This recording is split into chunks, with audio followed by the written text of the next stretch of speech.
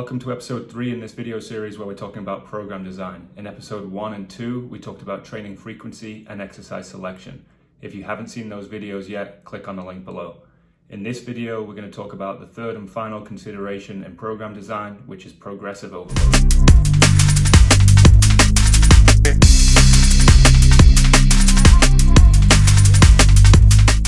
When it comes to consistent results, whether you're chasing speed, power, strength, hypertrophy, or endurance, progressive overload is the most important piece of the programming puzzle.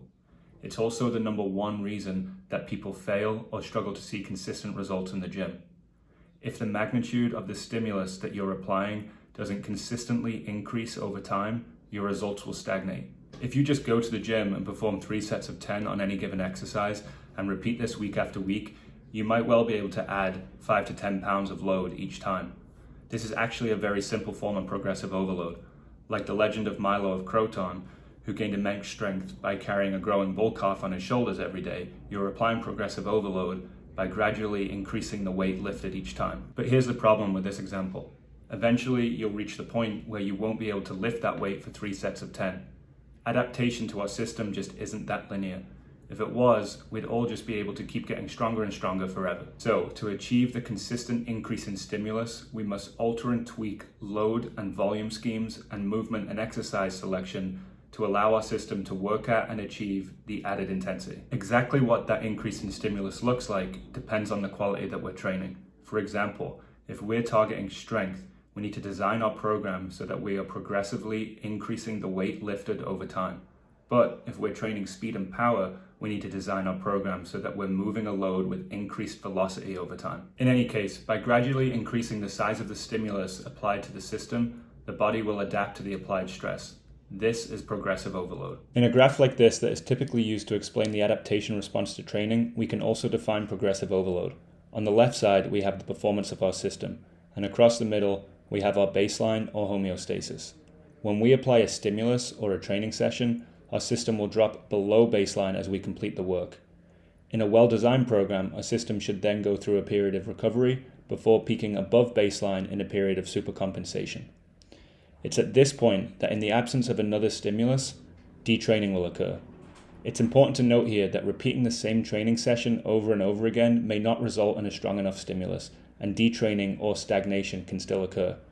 But if we can continue to increase the magnitude of the stimulus applied at this specific point that we can call the sweet spot, then we can raise our baseline homeostasis above where it used to be.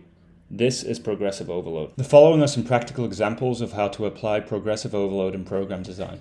In this first example, the quality that we are training is hypertrophy, the movement is knee extension, and the exercise is a band-assisted reverse Nordic extension. In phase 1, we will work from 1x20 in week 1 to 1x25 in week 4. This is early in the training cycle and we will add volume as we go. Over the course of the program, we can continue training the same movement but change the exercise to allow for a further increase in our training stimulus. In this case, we are training hypertrophy, so we are chasing more volume.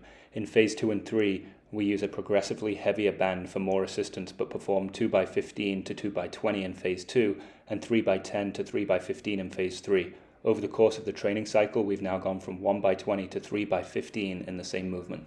In this example, the quality we are training is strength. The movement is a bilateral hinge, and the exercise is a trap bar deadlift. In phase 1, we will work from 3x5 in week 1 to 4x4 in week 4. The total reps performed haven't changed significantly, but performing 4 reps per set instead of 5 reps per set allows for a progressive increase in load. Again, over the course of the program, we continue training the movement but change the exercise to allow for a further increase in loading. Continuing in the trap bar deadlift example, applying an eccentric emphasis in phase 1, then an isometric emphasis in phase 2, then a concentric emphasis in phase 3 will allow for a progressive increase in load lifted over time. When it comes to training power or speed, we likely want to work towards an increase in velocity over time. The movement we are training is lower body power and the exercise is a hang power clean. In phase 1, we'll work from 3 sets of 3 in week 1 to 4 sets of 2 in week 4. Again, this will allow for an increase in loading, but importantly, performing an above knee hang power clean in phase 1, then a below knee hang power clean in phase 2, and finally a touch and go hang power clean in phase 3 will allow for an increase in movement velocity over time. So whether you're training speed, power, strength, hypertrophy, or endurance, or multiple qualities within the same program, remember that progressive overload must be applied within the design of the program. If the size of the stimulus is on average greater than the size of recent historical stimuli, you will continue to stress your system and make improvements. Thanks for watching this video series. Please like and subscribe for more similar content coming soon.